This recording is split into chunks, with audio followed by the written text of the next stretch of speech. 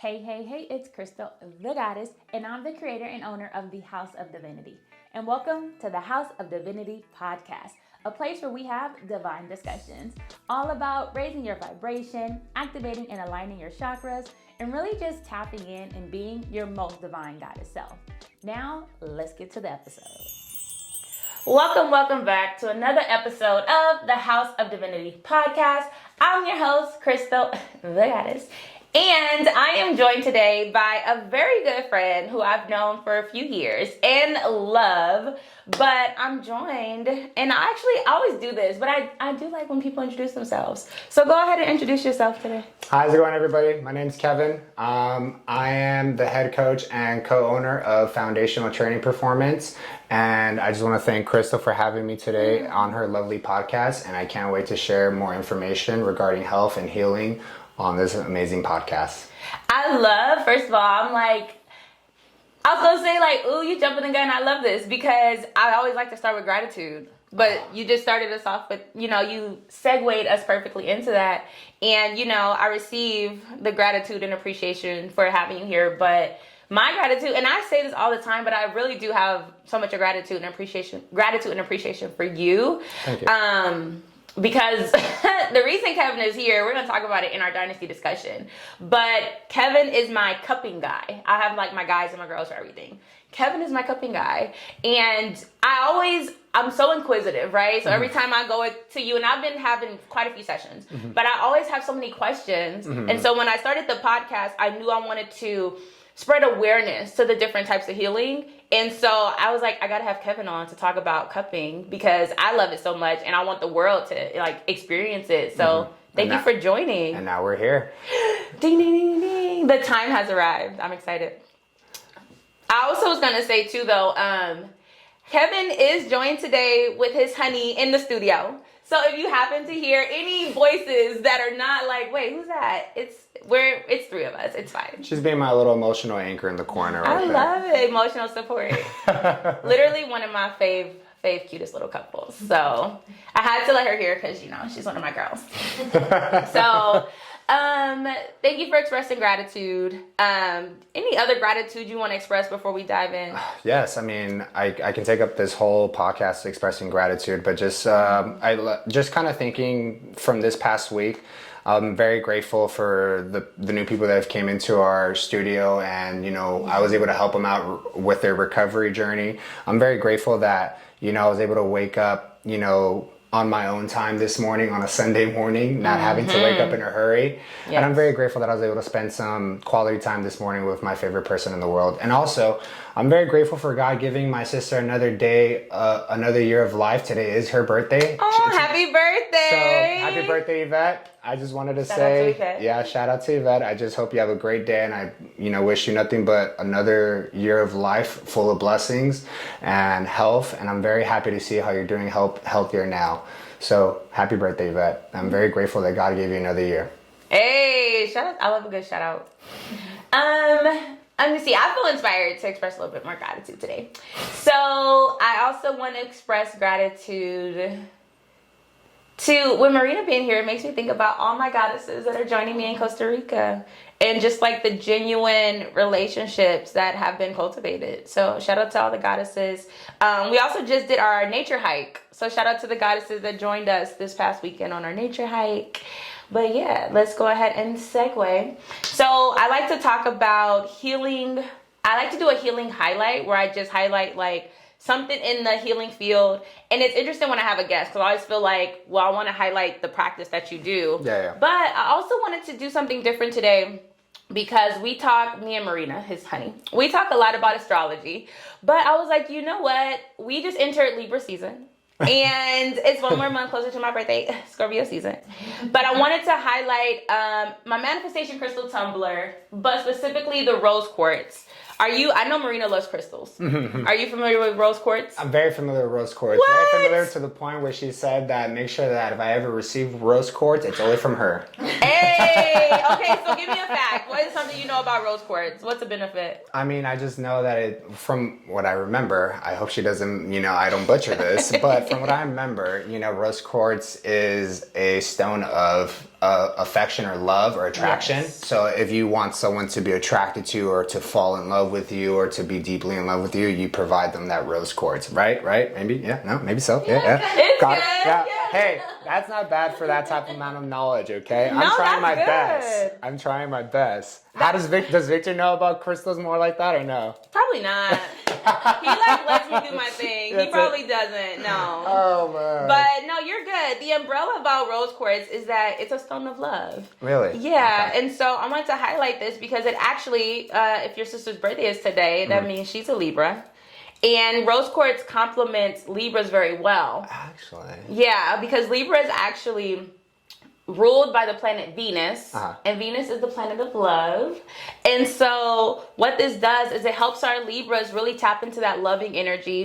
It helps them replace like negative energy with positive energy. I don't know if your sister gets kind of emotional and riled up sometimes. She has 4 boys, so. Woo! Yeah, so she's gonna need all the She positivity need all in the the house. positive- Yeah. She needs See? all- And then you mentioned love as in like outward love. But for our Libras, this crystal also helps to really tap in and let them develop unconditional self-love. Okay. So that they can love up on themselves more. That's funny because I think about my sister. That's genuinely her. She loves the men in her life so much. So it's pretty cute to see that, to actually hear that all come into fruition. See? Yeah. So any Libras, you want to gift them a crystal.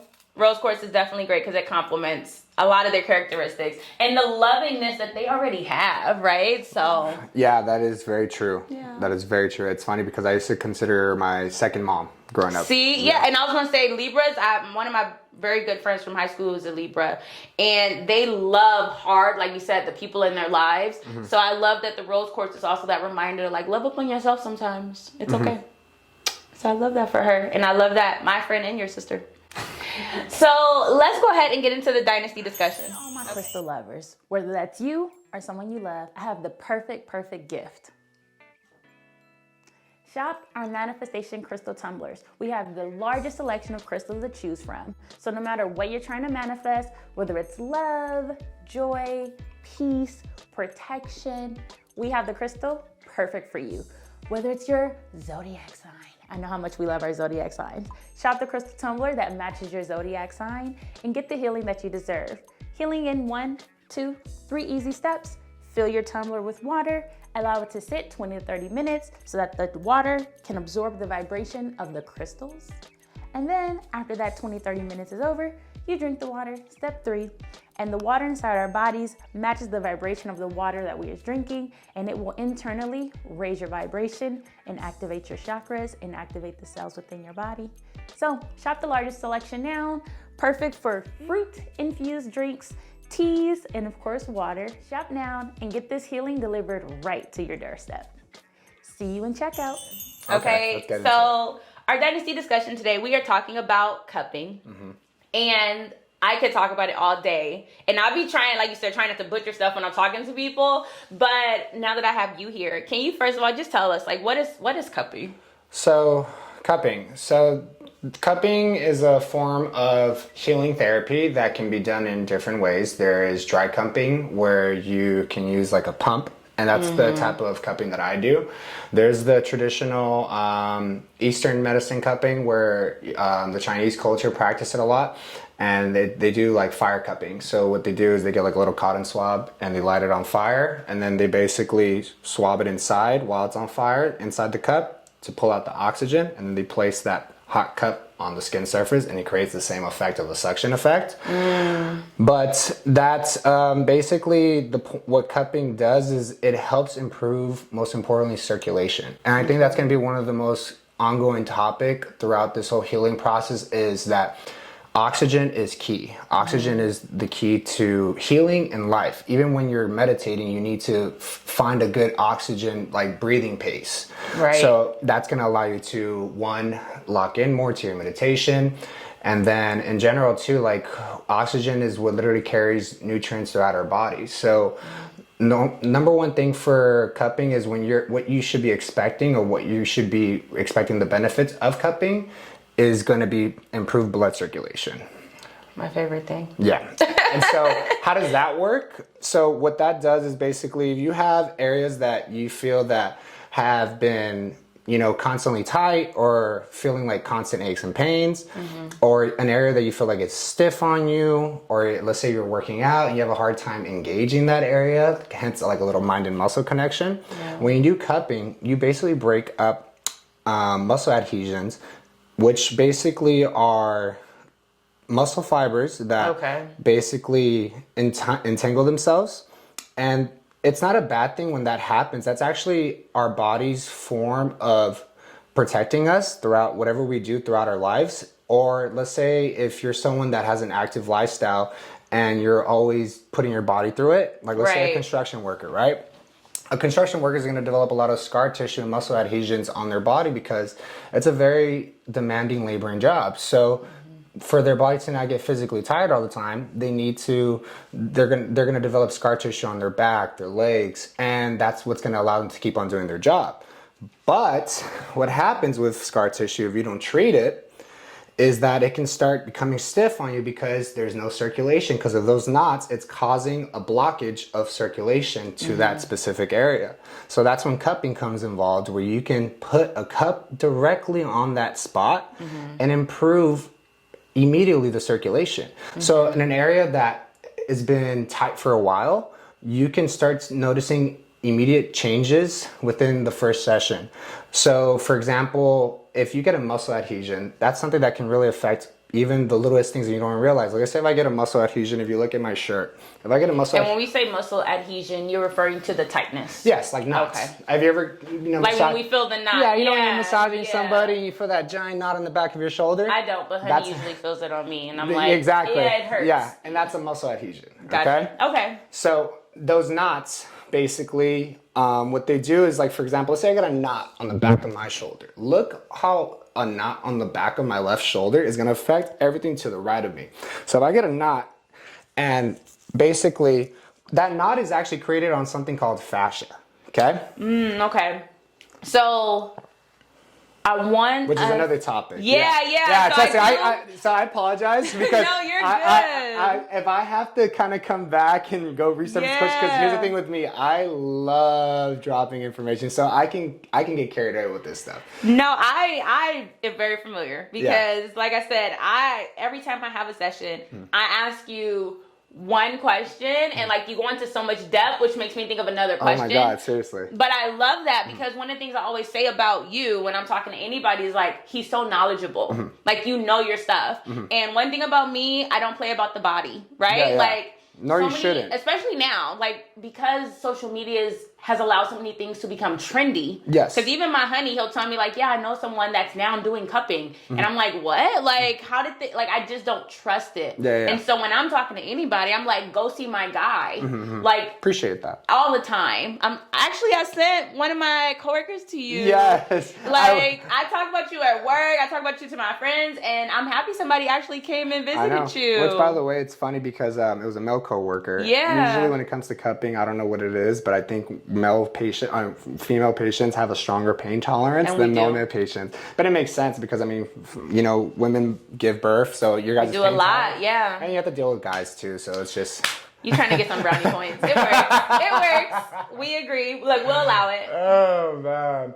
But yeah, so kind of like what cupping is. Going back to that whole conversation before I spooled off. Cupping is just the overall importance of cupping. What it does is improve circulation in areas that you need better circulation. Sorry. No, go ahead. So if you improve circulation, you're going to start realizing the quality of like life improve. So as far as like if you have a stiff shoulder, you do cupping, you probably have some stagnation going on. And stagnation being? Stagnation is basically just like a blockage of circulation. Gotcha. Yeah. And the stagnation happens through the knots. I was going to say, so if I would know I had stagnation based on a knot.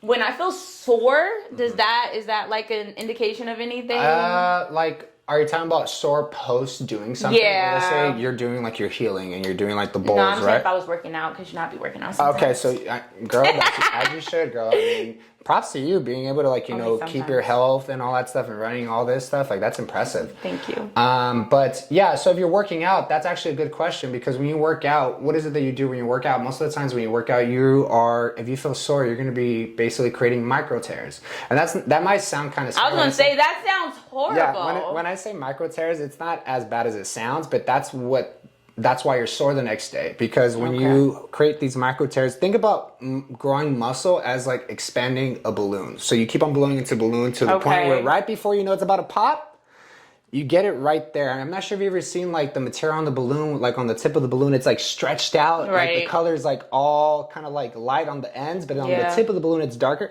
That's muscle. When you pump blood into a muscle group, you're expanding. But when you expand muscle, areas and surfaces of the muscle is going to basically create micro tears, and hence it releases all those toxins, it releases lactic acid, and that's why you feel sore the next day.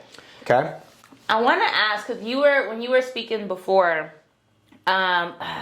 this is bad because I actually forgot exactly what you said, but it made me, we were talking about the pain. And it's interesting because, and Honey's been making jokes, because I've been kind of sore lately and pulling things.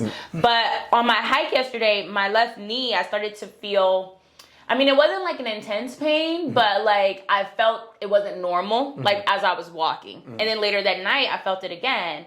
But I'm curious, like, would you be able to cup like around my knee to get the circulation going? Really good question. So usually when it comes to like cupping and like this form of treatment, so the overall basis of cupping is to heal your fascia. Okay. And so, for example, if your situation with your knee, a lot of people sometimes when you're curing the fascia, you're gonna realize that, for example, certain people's problems like your knee might not even be the issue and why your knee is hurting.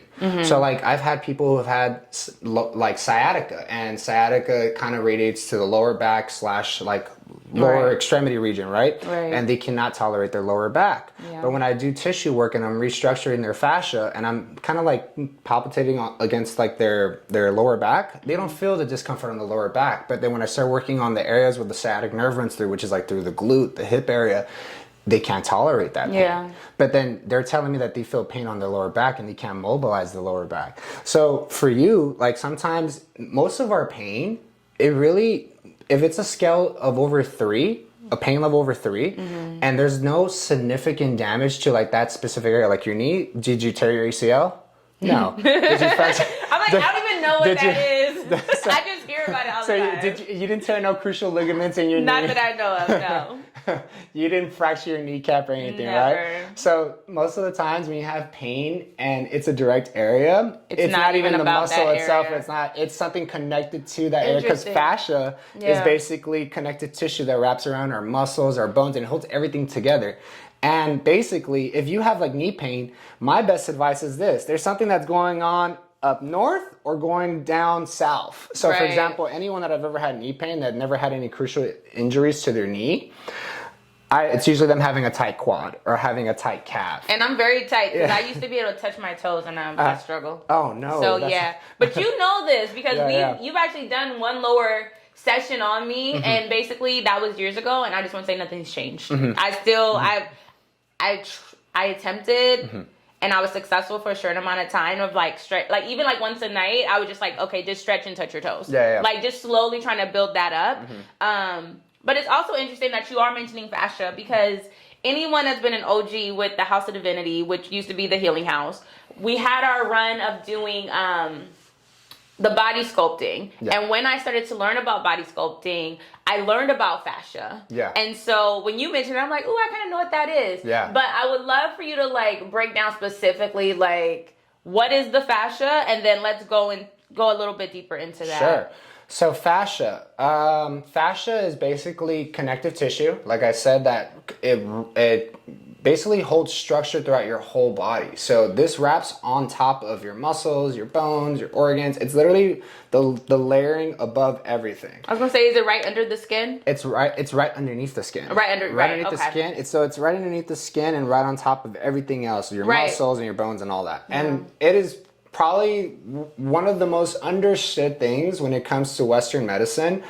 I've had clients that work in the medical field and they're going through med school, and as they're going through the cadavers, like they're cutting open these bodies, the instructor's telling them throw away the fascia. Because they're just focusing within the muscles, or they're focusing within the organs, but they're not really. What people don't know is that most of our pain, or constant aches and pains that we feel, really stems from fascia. And so, for example, fascia, like I said, that's where most of our trauma is stored. Well, I want to pause too, because it's interesting you say the aches and pains, because even when I learned about it, I was learning about it, how it is like the cause of the cellulite, right? So you mentioned before, like the trauma to the tissues. And so I remember learning about like, that's why like the dentations in the skin and the body has to do with that. Like, is it damaged fascia or like the... So fascia, like when you do your form of therapy, the rolling on, it was to with what? The wood to flatten it, to stretch it, out. right? Yes. So cool thing about fascia is that just how like you can heal it from the outside in. Like outside in is like me working surface area on top of a certain area that you have tightness. I'm providing existential force on top of that area, and I'm going to heal the fascia from there by manipulating the scar tissue. Then you can heal fascia from the inside out. So through breathing and oxygen, as I was mentioning earlier, with oxygen you can literally expand your fascia and stretch it out, because it's collagen. You're basically, it's collagen fibers that we produce, and that's what scar tissue is. Okay. So for example, if you are expanding fascia, you can stretch it out, lengthen it. You can also flatten it. That's why in your form of therapy, you roll it and you stretch it. With the wood therapy. Yeah, that's what we're doing. We're stretching it out. And believe it or not, in a way you don't realize, you're actually breaking down muscle adhesions. Yeah, I feel like I've learned that.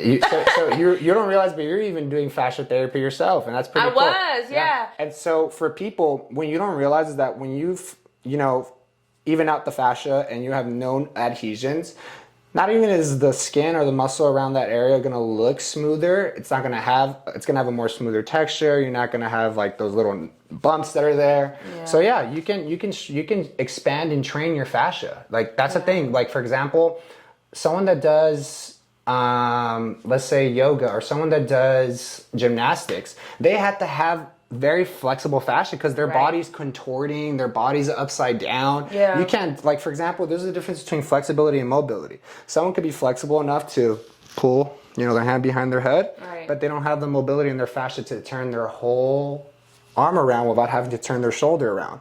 So, like for example, that allows the fascia that I have, since Marina did body work on me. Marina does sometimes body work on me. I just tell her to kind of just dig a knee or an elbow on me whenever I have like tight muscles or fascia. Yes. But I was having a little bit of shoulder issues, and I realized that mobility in my shoulder was not there. I had flexibility because I was able to stretch it, but then the mobility was not there. Okay. So with her working on my fascia, I was able to have more flexible fascia now go into full range of motion. And why is that important? Because you can avoid injury that way. Okay. So if you're someone that is playing sports and the fascia is realigning the way you move, that can cause future injury with different movement patterns. If you're someone that, does healing and you're working on like those bowls that you have are not like those handles, and you do this for a certain period of time. If you're always doing that, that's also stuff that you can also realign and just, for example, clean up so you don't feel those pains either later on. And I remember too, when I saw you a couple months ago, when you were doing work on my back, you actually noticed like a difference in my back, and I was like, is that bad? And you were like, I could tell that you've been building this muscle. Yeah. And I was like, yeah, because my arms are up and I'm doing sound bowls for 30 minutes to an hour. Mm-hmm. But it was interesting to me to hear you like be able to notice that, right? Yeah. Mm-hmm. And so I actually want to talk about the cupping experience. So I actually do want to go through the whole process, because it's funny to me that I'm like, oh yeah, this is my cupping. I'm going for cupping. And when people ask me questions, I'm like, oh no, the cupping is like 10 minutes. It's like the very last part of the session. But I've been with you. I think we've had like an hour and a half session before. Yes. And we don't start with the cupping. Yeah. So first things first, I walk into your studio. Mm-hmm. What are we doing? So first things first, we walk into the studio. I kind of go over like what you are feeling, what you're coming in for. Right. So we have like this interview conversation. Yes, right? Essentially, because I want to get familiar with the body, because within fascia, you store traumas, whether it's emotional trauma, whether it's physical trauma. You're gonna get me excited talking about emotional trauma. So before. You do, because I'm like, everything's connected. It really is. Like, when people don't realize Marina's this. like, man. Yeah. People don't realize this, but people don't realize that there's certain muscle groups like the psoas, which is like a muscle in your hip flexor around The hip flex. Okay, I'm familiar with the hip flexors. It's called the muscle of the soul, and I kid you not. Wait, it's called what? The muscle of the soul. It's called Oh my gosh. the Getting psoas. deep. It's called PSOAS. That's that muscle's name, and people don't know this, but you literally store trauma at a cellular level in your psoas. So, for example, have you ever had that, weird gut feeling and all that stuff before? Or like, have you ever laughed so hard before that you started crying because it hurt right here? Well, it's good for your soul when they say that you laugh, right? Because you kind of let it out. Have you ever cried laughing? You're like, oh my God, I just needed that. Okay. And it came from your, right here, you started feeling like, oh, I can't, it hurts. That's your psoas. That's interesting because when you've done lower work on me, we talked about the tightness in my hips and also the fact that I don't know, since I was a child, when I did tennis, I remember I pulled something and I always say like where my joint is, but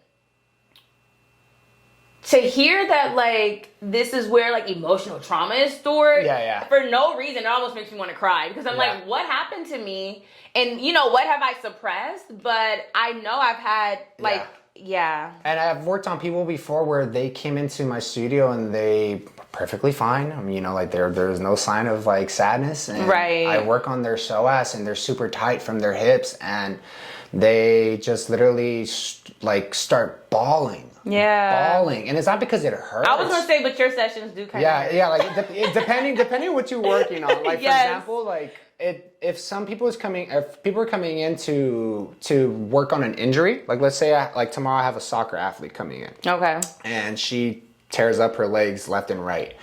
So I know when I work on her, she's gonna have a lot of scar tissue build up, and that's gonna kind of, maybe she'll feel a little bit of discomfort, but it's because what does she do? She runs miles and miles every day. She is literally kicking and extending her knee hundreds of times. Like if you really think about it, the average human would just go like this to kick a soccer ball. Do that for like 100 times in one day. I guarantee you, your knee's not gonna feel healthy the next day. I wouldn't want to do that. And on top of that, they're like running back and forth. So like she might feel a little bit, pain when I'm working on her, but then just like any healing, whether it's emotional, you go talk to a therapist, or physical healing, the deeper you get, the more it hurts. I like that. Just like any healing, the deeper you get, the more it hurts. Okay, so we come in for the session, and it's funny to me because when I come into the session, I'm like, I just want cupping. And you do, even though I've had so many sessions with you still do like this intake conversation. And I just want to be like, Kevin, like just do the cups. Like, I don't know. Like, I'm fine. It's for me, I would let, and we talked about this before, but like, I love cupping. I want that to be like a form of maintenance. We'll get into, I had a thought, but I'm going to bring it up later about like how Kevin, he always tells me like, Krystal, I don't want you to have to come to me, right? And there's things you can do to build the muscles on your own so you don't feel the need for that. So we'll talk about that at the end. But it is interesting because no matter how many times I've seen you, you do always, okay, let's talk about what's going on. Let's talk about why you're here, right? Yeah. So we do this conversation, and then what's after our conversation? So like after the conversation, I kind of I go on to the next step, which is I like to, with my cupping therapy sessions, I like to do a little bit of tissue work because sometimes, depending, I have people who are regulars and they show up consistently. Okay. But then I have somebody that, like, let's say they show up and they have lower back problems, right? Well, cupping is going to be just like putting a Band-Aid fix on top of, like, for example, if I don't get to the root of the problem, like into the tissue, then I have to be honest with anybody. Like, I can give you what you want, but sometimes what we want is not what we need. Right. So it's just like if someone's coming to me and they've had chronic pain, then guess what? That chronic pain, just how it's stubborn, you're going to have to be even more stubborn with it. And you're going to have to go deep into the tissue. So it's like I can make you feel better for the time being, or if you But the really problem is just going to come back, is what you're saying. Back. Okay. So it's just like, for example, if someone can come in and do therapy and they can just get cupping and it's going to be relaxing. But if you're truly going with the intention to heal and to not feel the pain or not rely on medication, or you're just finally done finding all these different healing alternatives, then it's the reoccurring question is, how deep do you really want to get with your healing? Yeah. So it's just, with anything that has to be deep with pain, it instills, sometimes when people hear like that it hurts and all that stuff, it can instill fear, but fear is a very powerful tool. It can make you run away from it or run towards it. And whatever you want to do with that, like if you want to really chase your healing, if you're someone that prays or someone that says to the universe, I want to heal, and the universe is putting that form of therapy in front of you. Yeah. You know, I've been able to help out a lot of people avoid the non-surgical route. I've helped people even come out of like post-surgery. I'm not saying that surgery is not good for you or not, but you know, in today's generation or to Western medicine, people think that surgery is the end all of all. Yeah. But then what do you have to do after surgery? You need to train the tissue. You need to train the muscle fibers to work for you, because it's I've had clients who have had literally remove the nerve of something that was causing the radiation and pain, and guess what? Your body's going to redirect that pain somewhere else. Because that wasn't the root of the problem. That wasn't the root of the problem. And so it's just like, for example, even if you get surgery, you have to get physical therapy done. Right. So you have to do these type of healing modalities to still take care of yourself. So I tell people, unless you've had, like I said, a crucial injury, or like let's say you're getting a lower back surgery because you broke your vertebrae, then you have to do the surgery, obviously, or you have to kind of find a more serious alternative of healing. But if I've had people who literally had knee surgeries because their knees hurt because they had no mobility, when it's just like, you need to move it. You could have healed or taken care of that outside of that expensive bill. And you had to, and that's the thing, it all comes back to circulation. Because why?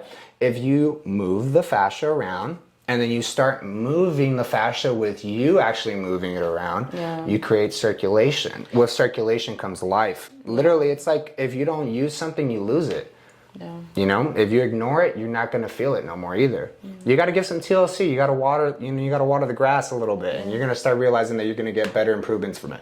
But yeah, everyone can come in and do cupping just if that's the option they want to do. But I tell people, if you want to experience the whole process of healing, the reason why I do massage therapy first is because I like to work around the fascia. I like to break down the adhesions, and then after that, the way I like to explain it is once I smooth out the muscle, take out all the knots, I like to put cups on top of the areas that I've worked on. Okay, can we pause? Yeah. I want to pause because you said a lot, and I'm thinking about too the I wanted to laugh when you said muscle therapy because that sounds so relaxing, and it's not. Right? And like I see Marina in the mirror like, no. But truth be told, that's my favorite part. I love, and I mean, who doesn't love a massage? But it's not one of those massages that you go to and you feel like, dang, they didn't do anything. I think that's why I like it so much, because you can feel it's working. Yes. Right? And so, again, going back to Kevin being so knowledgeable, when you have done my massage, you are literally telling me, like, do you feel that? Like, I can feel you isolating different, like, tendons and muscles. The day you isolated my vocal cord creeped me out so much. But it's not you. I don't know. In my adulthood recently, I've been so queasy when I think about, like, anything medical. Okay. And so the fact that you were like, this is your vocal cord, like, ooh, it's really strong. And I was like, okay, yes, I'm loud. But also, like, that was just so weird to think about. Yeah. But it also is, like, affirming of, like, I'm with the right person right now because you know what you're talking about. Yeah. And so when you've done these massages and you've, like, you'll start, like, lower back, up my spine.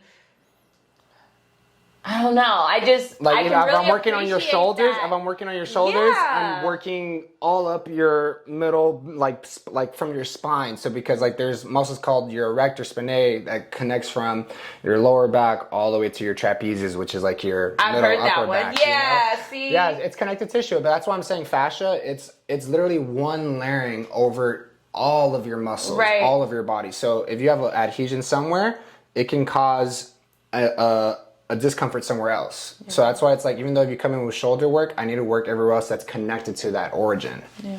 Okay, so also when you're doing the massage, it's weird too, because sometimes I can't tell, but I know, like, you'll get up and you use the metal things. What are those called? Those are just kind of tools for scraping. That's what it is. Those scraping tools. I don't, like you said, fear is a powerful thing, and I don't want to scare anybody, but I feel like I'm a great transparency queen. Yeah. Because what's interesting to me is that you don't even do a lot. Like, I've watched you do my legs, my lower work, and you're literally rubbing this tool down my leg, and I can feel, first of all, the sensations are interesting. Yeah. Because it's like, I can feel like a grating. I feel like I can feel like lines on my fascia. And so when you're using these tools, how do the tools help? What are they doing? So basically what they're doing is just kind of like I was telling you earlier, like creating pressure from outside in. So you're basically just using a certain amount of pressure. Okay. That these tools are shaped for different areas of your body. So like I might have a tool that's going to be, you know, very pleasant around the knees. And that tool is angled at a certain way so I can go in between the ligaments or whatever. But what that tool does is basically kind of replicating the same pressure what I would do, which is I'm just gliding pressure amongst the fascia. And so if you feel like there's areas that are, for example, I guess a good rule of thumb is if you're doing this on your own, because people can do this on their own, we'll talk about that later on. But when I'm gliding and I'm gliding on fascia and muscle tissue, I guess one of the few things that I started realizing is like just working on people throughout the years, I start realizing what feels different. You know, certain muscles should feel smooth. If you feel like, okay, gliding, bump, gliding, bump, gliding, bump. Or if you just feel like Rice Krispie, crack, like crackles, that means you just have a lot of scar tissue build up. But that's not a bad thing. Like I said, we need scar tissue. That's our body's form of getting strong and resilient. But yeah, that's all what that is doing, is creating pressure from the outside. Okay, so we do this. It hurts the most, but I do love it. And then after we do the massage therapy part of the session, what exactly happens next? So after that, like let's say if we already did treatment on the area that you required the treatment on, I like to put cups on that area to improve the circulation. Because if you had an injury or if you have had like a constant, you know, ache or pain in that area, there's probably a bad, you know, source of circulation there. Okay. So you want to get circulation in there as much as you can as possible. So what I even like to do to promote better circulation and to start expanding the fascia and training the fascia to get stronger and expand, because you can expand it, is when I have the cups. Let's say for someone who has like a lower back injury, I'll have them have the cups laying face down and I'll start mobilizing their lower back. So I'll start stretching them. I'll start making them do mobility exercises, breathing work. Because now, since you have the cups on, you're literally creating a suction force up to the skin surface and taking out what was trapped, embedded so deeply into the tissue. And if you're moving, what are you doing? When you move, you are pumping blood. So now you're literally accelerating the healing process. And so that's why you make me do cat-cow. Yes, cat-cow, all that stuff. Cat-cow. I mean, the patients sometimes laugh because they feel like they're like Wetzel pretzels, you know, because like I'm like stretching them out. But like I said, some people aren't used to that. But for you not being used to being in those stretch positions is the same reason why you have stiff hips. So it's I feel like you just called me out. It's like, for example, like people say I have stiff hips and tight lower backs, and I put them in a position that should alleviate it, but then they can't even sit in it. You know? Yeah, because it's uncomfortable. Where it's like, why is it common that sitting down is comfortable when sitting down is the reason why you have tight hips? It should be the other way around. It's just like most people with like society today. It's like if you are eating better, you know, and that's considered a diet, where it's like society eats so bad that now when you decide to eat better, it's considered a diet. When it should be funny. I just seen that somewhere. Like, why is the healthy eating the diet? And like, exactly. So that should be the norm. And then the diet of like eating bad, like, oh, that person's got a bad diet. You know? So it's like for people who have tight hips or tight stuff, if you don't stretch and it feels uncomfortable, well, guess what? It's uncomfortable because you don't do that position as much. Right. Which means I need more of it. Yeah, or it's like, for like instance, people who struggle in certain things, like people who struggle to study. If they don't practice studying, you're not going to get better at studying. True. This is why I'm going to start doing my stretches again. And I haven't done yoga in a while, which is one of my favorite like forms of stretching. But yeah, I feel empowered. But it all comes back to movement and circulation. Yeah. So cupping, fascia therapy, all that stuff, the two things that I want people to understand from this is that healing comes through movement and circulating. Yeah. I've never ever met a healthy person that's just always been sitting on their butt all day long. Right, yeah. They're active. Exactly. You know, I've never met anybody that has no pain in their body, and they do the bare minimum. Right. Those blue zones in the world where people are so healthy and all that stuff, they're doing the most. Okay, let's talk about the blue zones, because this is the second time. Somebody mentioned it yesterday. Or actually, no, my last event, someone mentioned it. There's a cool show on Netflix right now. It's talking about that. It's amazing. I was so impressed with like the people from Okinawa, Japan, or like right here, Loma Linda. There's a blue zone in Loma Linda. It's not that far from here. No, it's not. It's not that far. I'm trying to remember, because I know there's also one. Is it in Costa Rica? Yes, Costa Rica. Yeah. So first of all, Shout a blue zone. That's an area where people live over 100 years old. What are they? On average, they live close to, they're all close to 100 years old. Yeah. Which is kind of funny, because I know a lot of people will say like, oh my God, close to 100, where it's like back then, 100 years ago, getting close to 100 was okay. Oh, it was nothing. Y'all know I love to travel. And there's someone I follow, and they go to different tribes in Africa, and the people are like 140, like the ancestors there, like they are well over. One of the ladies was like, I stopped keeping track. Like they don't even like really keep track of it like insane. that. Yeah. But it's normal, right? And it's like, this is just an elder here. There's a book called about Becoming the Supernatural Human by Dr. Joe Espinosa. Dispenza. Becoming Supernatural. Okay. And it talks about this one, I guess guru of life. Like he is one with the world. He is one with healing. He is one with he is just at a higher state than most people. Like when all your chakras are aligned, you're at the highest state. This guy has been reported to have lived over 200 years. And has done things that kind of go against the laws of physics. And what's his name? The guy who wrote the book.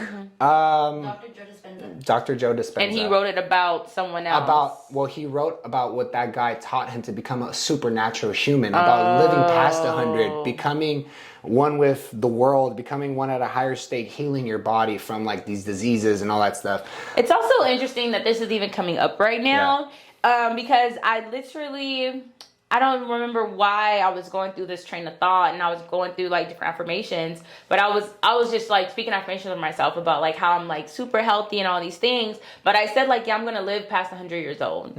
And so the fact that you're bringing up like living past 100, that's an affirmation for you right there. I do. That's an affirmation right there. But I'm going to be like, I have this whole little train of thoughts of affirmations. But so it's just, it's interesting that this topic is even coming up right now, because I just said it today. I mean, like I said, if you want to get to 100, you gotta move your body, and you gotta keep on, even till, it's funny because when I do this type of work, like let's say if I work on, like yesterday, I worked on 3 people that had upper back stiffness, right? Okay. One of them actually suffers from high blood pressure, and it was the 3rd time that I've worked on them, and they realized that every time I've been done working on their upper back, they take their blood pressure test and all that stuff, they realize that immediately the next day their blood pressure drops. Yeah. And why does that happen? Because, for example, like this connective tissue, it can expand, but it can also restrict you. And you can restrict yourself on how much you want to restrict yourself. How do humans restrict themselves? So they go to the doctors and they say, I got knee pain, and the doctor tells you don't move.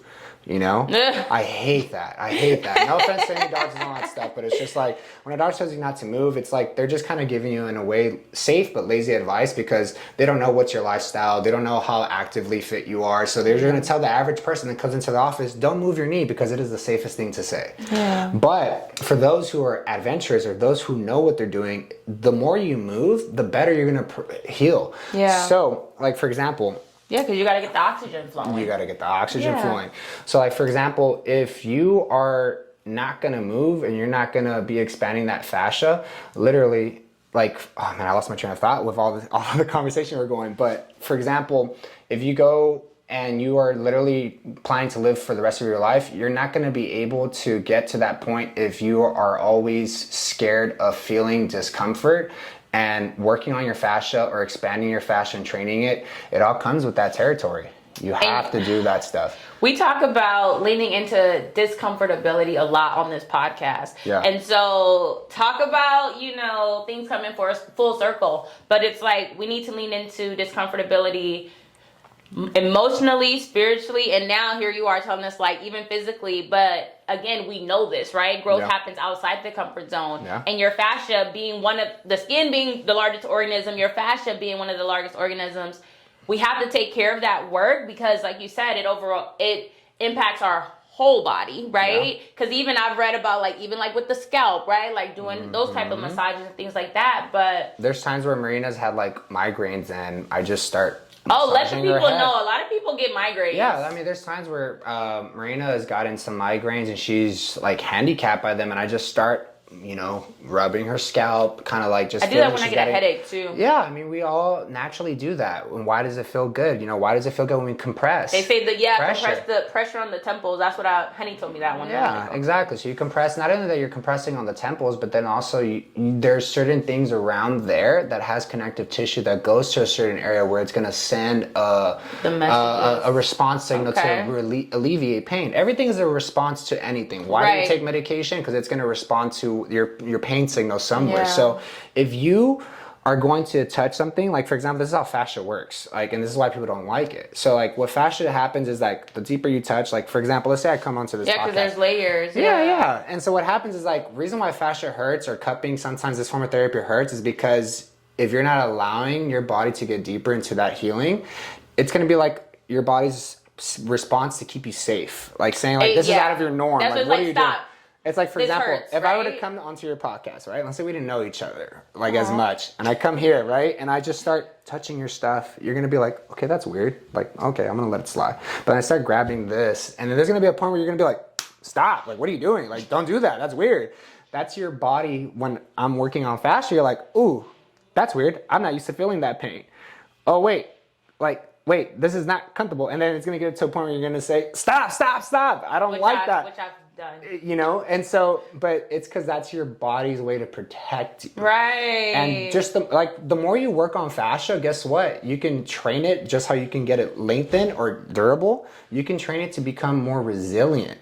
Because that's what scar tissue is. It helps your body get more resilient. It's building it up. Yeah, so the more you get worked on, guess what? It doesn't hurt as much because there's less to clean up. It's like this makes sense too though, because I'm thinking about even like when we get sick, right? Like you get the sniffles. The sniffles is not the problem. It's a sign that something else is happening, right? You get the headache. The headache's not the problem. Yes. Which is also my reason why I don't take over-the-counter medicine, right? Because it just pacifies, like you said, it puts a Band-Aid on what the real issue is. Yeah. So I like that you're even elevating that. Like with the body, that's why we feel those things. And even that pain is a sensor that tells you like something's off. Yes. Right? And I've been doing a lot of work recently about like alignment. Yes. And so like that's the same thing when it comes to like energy. Like those negative moments, that's the reminder that you're not in alignment. Yes. So that pain in the body is also that reminder of like something's wrong and it needs to be fixed. So like for you, like your knee, you were saying that. Yeah, let's talk I went about on my knee. hike and you know I feel a little discomfort. So there's something that's going on that your body's sending a response saying like, hey, there's something. It's saying, hey, go see Kevin. That too, you know.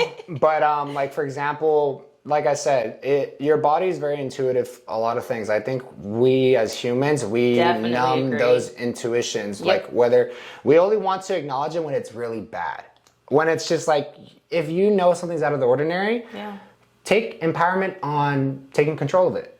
Because it's like I tell people, if you're getting to the point where you have to come in to visit my practice and you're literally at the point where you cannot move, then you waited too late. It's gonna hurt. Yeah. But if you're like, at the beginning of the discomfort, you know, and you're just trying to work through it, then you're gonna realize that, you know, the healing process is gonna be easier to go through. Yeah. But that's basically just kind of like a quick little reminder I like to tell people with fascia. It's like, it's your body's response signal through pain because it's trying to protect you. Yeah. So like even usually when I'm done working on people, let's say I have someone that comes in for any injury and I work on the fascia, sometimes I work through fascia so fast that, you know, I move it around. So the next day, sometimes they might even feel a little bit more sore than when they came in, but that's fine because that's your body telling you, protecting you, saying, Krystal, you came in for a bad knee with me. The next day you're going to feel a little bit, you know, like still soreness, but that's your fascia telling your body, please do not do anything out of the ordinary. Do not go running right now. Do not go work out right now. Let it recover because I'm still getting used to this readjustment phase.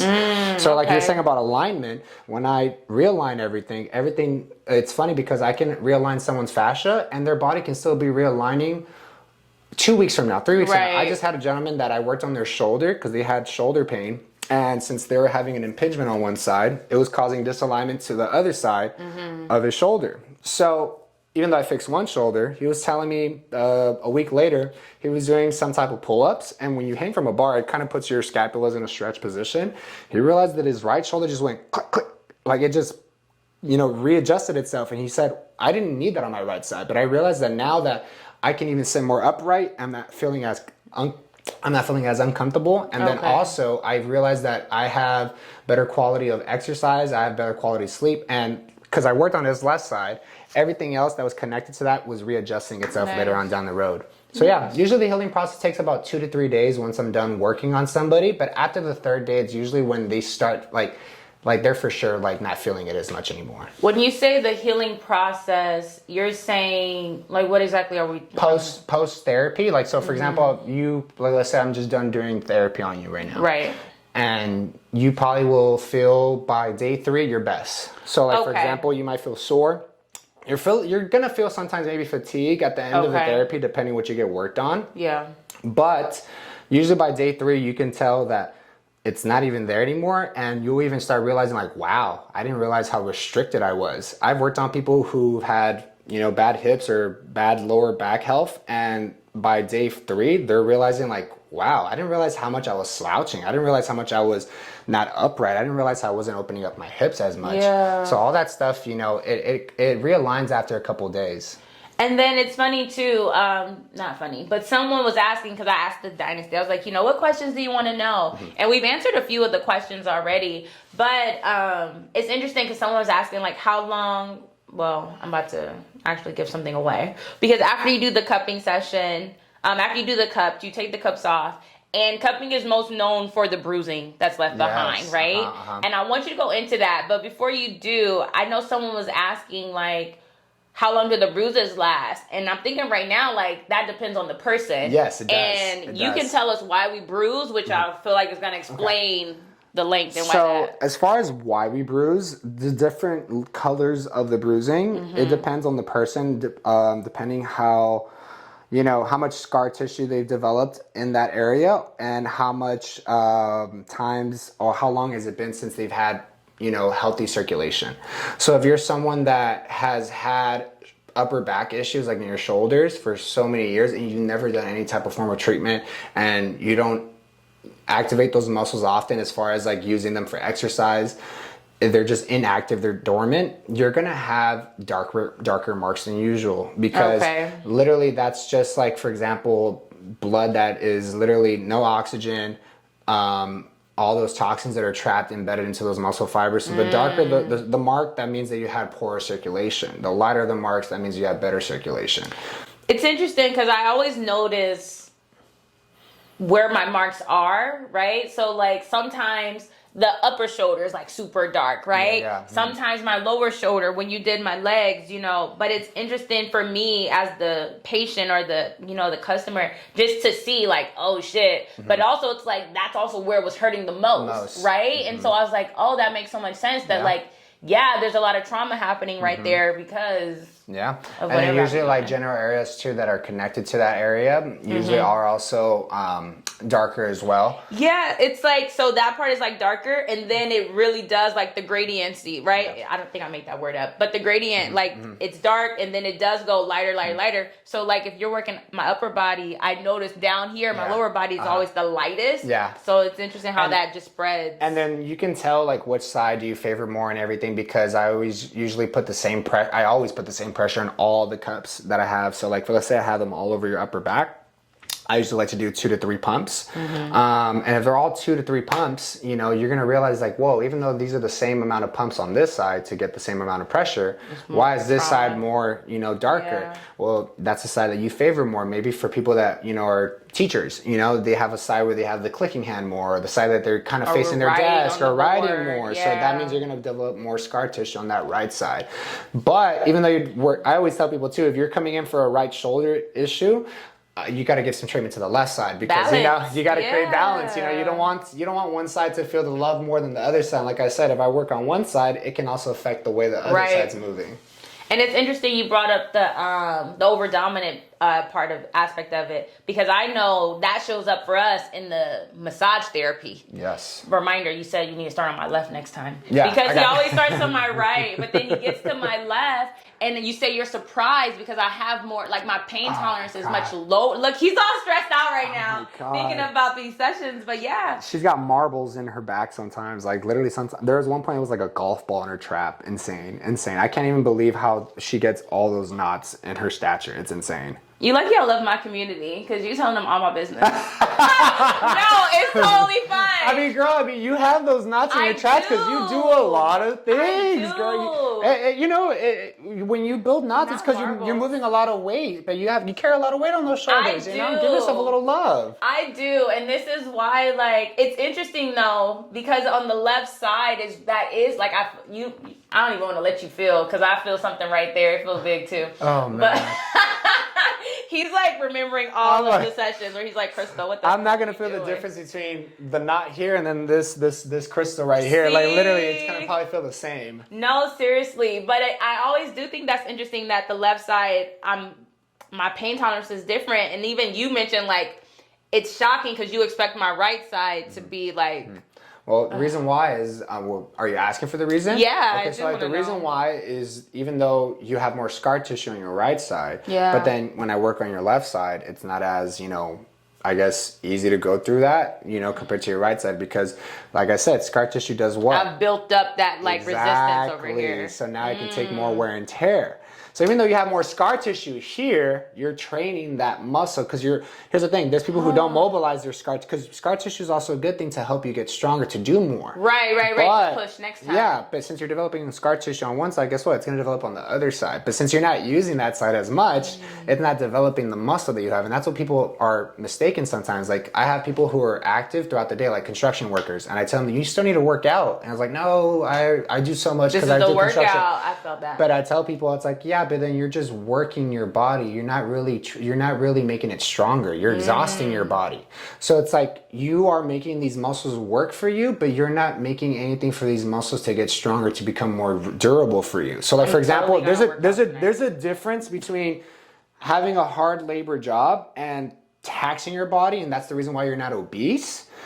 And then there's a difference that, you go and you have a hard labor job and then you actually train your body to become durable. The way I like to put it like this is this. Professional athletes, do basketball players just play basketball? No, they need to train their body to be durable for the sport that they play, because if they're not durable for the sport, they're not going to be able to play.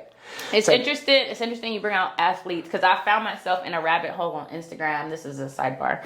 But I found myself in a rabbit hole because somebody posted a dancer, a pole dancer. Oh. And I was just like, look at her arms.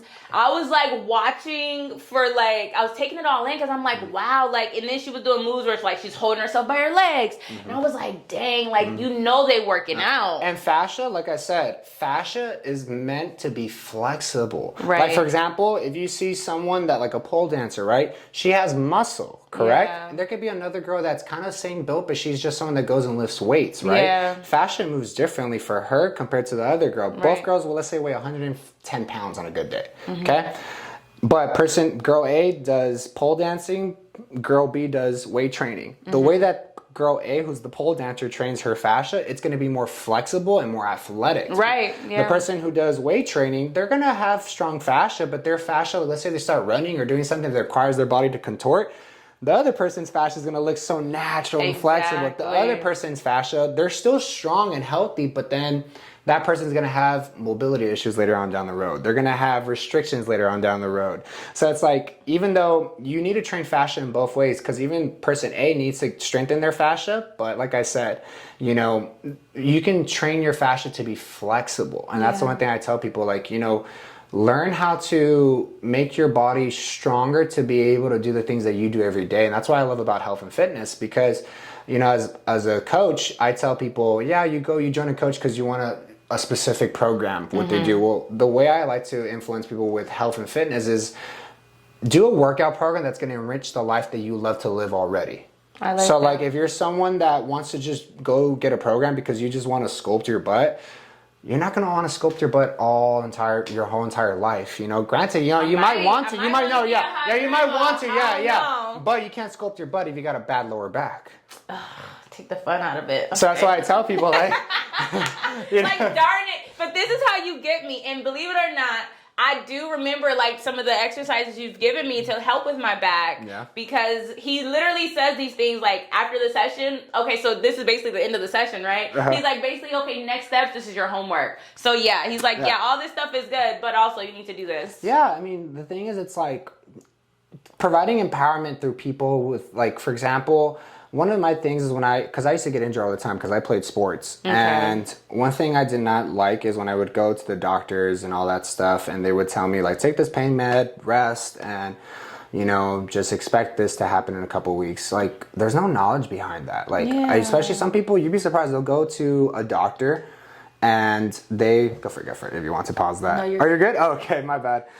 So like people go and visit a doctor and they'll get all these tests done, and then they'll take all this advice and medication. They don't even know what is going on in their body. Of course not, yeah. So for me, when I do treatment to people, I like to let people know what's going on in their body, because when someone else asks, hey, what are you doing, or what is it they're doing, it's going to sound better if you know what's getting worked on. You can actually tell them what it is. And then on top of that, you know, the power of knowing. So if you know that you can have control of your healing process, how motivating is that? You know, where it's like, oh, maybe if I get this surgery done the right way, I will be able to do what I have to do. Where it's like, no, I mean, if you do this homework and you're going to be able to train the fascia, train your muscles to support whatever you're doing, this is something that you can take control of, and especially because you know about it. Yeah.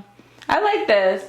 You definitely dropped so much healing gems today, Kevin. And I'm sorry, you know, if I was all why over are you apologizing? Because like for me, it's just like, honestly, Krystal, like when it comes to fascia healing and health and fitness, I think I can have like a series of episodes with you. But you definitely could. I was like, there's so much more we could talk about. I definitely feel that. Mm-hmm. But like, as far as that, I think what it is just, you know, you're very passionate in what you do, inspiring and passing on knowledge to people. Especially because, you know, knowledge is power. You're in academia too, you know? Definitely. So it's just like with knowledge is power, you know, you can influence other people outside of your circle. So it's just like, if you can provide knowledge, you know, why do people, I think for you, it's like, for me, the way I like to look at it is create value in myself by instilling values in others. Yes. I like it. You know, so it's like if someone tells me, like you say, I got my guy, that makes you feel special because it's like, oh, I got a guy that knows this. And that makes you feel like, oh yeah, like I'm special because I know this person. I know like this person's good at what they do. Mm-hmm. So same thing like that. Like if you can pass on knowledge, that can be the reason why someone's life can change later on. You never know. I agree with it, and I'm not a big believer in like I don't do over-the-counter like medicines. You know, I'm really big on my herbs and things like that, and like holistic medicine, alternative medicine. And so for me, you know, I actually met Kevin because he was training my honey. And honey used to get wellness sessions. Y'all had a whole program, right? Mm-hmm. It would be like 3 workout sessions and a wellness session or something like that. Yeah, uh-huh. But honey actually like brought me to Kevin because of whatever I was feeling at that moment.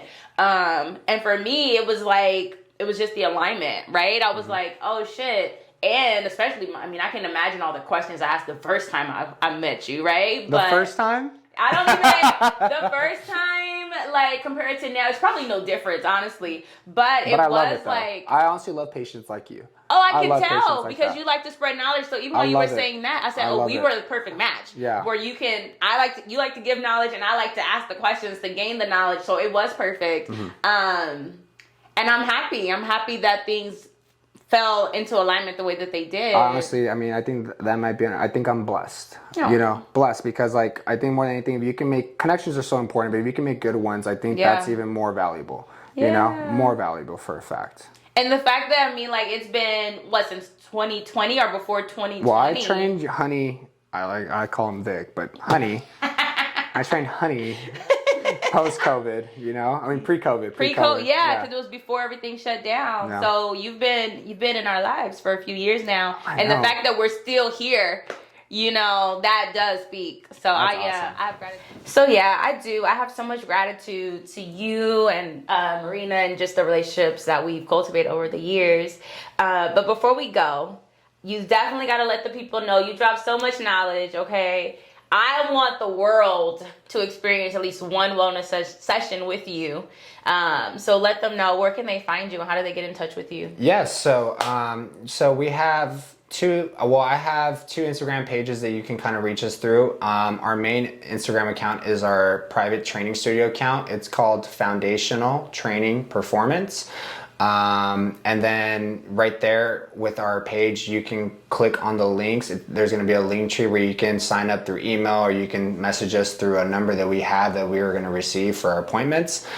You can also follow my personal Instagram at KCMORA96. And that's, I post actively about my therapy session. So if you want to get more knowledge based off that or see examples of it, I post every day on my Instagram story for those therapy sessions.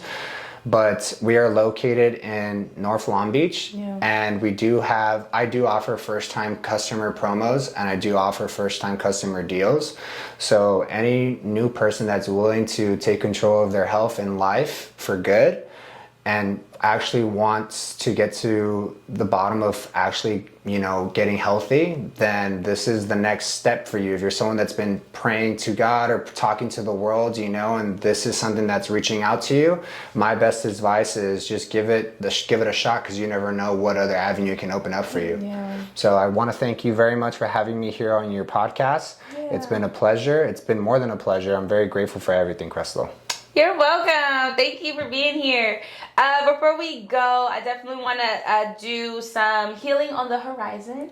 Okay. So a few upcoming events. I know we have some sound baths. October is popping. But we do have like a forgiveness sound bath happening in October. We have comedic yoga and I always want to say Reiki. But have you did comedic yoga with us, Marina? Not yet, huh? I don't think so. No, yeah, we gotta get you at a yoga session. That would be really cool. I feel like I need something. Why is Marina the one that's invited? I'm just joking. I'm just joking. I'm gonna invite Marina first. Guys, that's the story of this relationship. Like, Krystal's always trying to bring Marina, and I'm just here trying to third wheel so bad. It's getting thirsty. Because Honey doesn't want to kick it with me, so I gotta kick it with her. Oh, dang. We just threw Honey under the bus. It's alright. We're gonna plan. We always say this, but we really do have to plan something. Oh, man. But yeah, thank y'all for tuning in. And now, like I said, y'all really reach out to Kevin. Tell him, Krystal, the goddess, tell him he sent y'all, because I be wanting to know, like, who is actually going, know?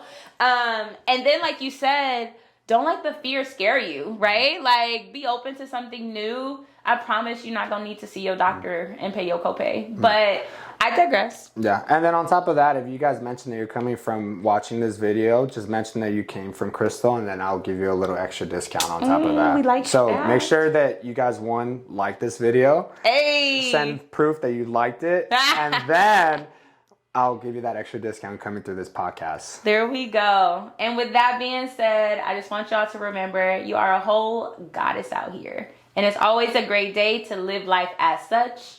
Ashe. Wanna say bye? Bye, guys. Bye. Have a good one. All right. Thank you so much for tuning in to another episode of the House of Divinity podcast, where we have divine discussions for the gods and goddesses that are looking to raise their vibration, activate and align their chakras, and really just tap in and be their most divine goddess self. So before you go, I want you to go ahead and check out our e-commerce store where you can shop custom crystal jewelry, crystal